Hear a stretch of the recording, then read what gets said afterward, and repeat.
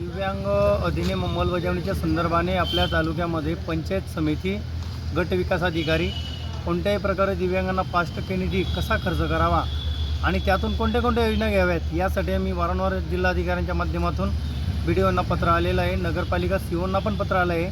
परंतु दोघंही प्रशासकीय अधिकारी दिव्यांगांकडून हप्ते मिळत नाही म्हणून आमचे मुद्दा ते लावत नाही, हा माझा स्पष्ट आरोप आहे.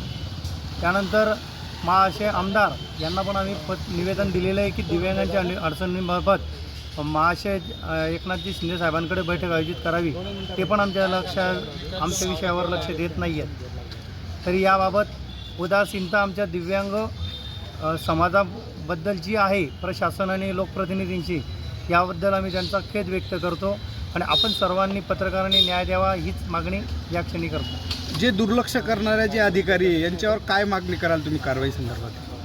दिव्यांग कायद्याअंतर्गत ज्यांनी दिव्यांगांचा योजनेचा लाभ घेतला आहे याकरता 6 महिने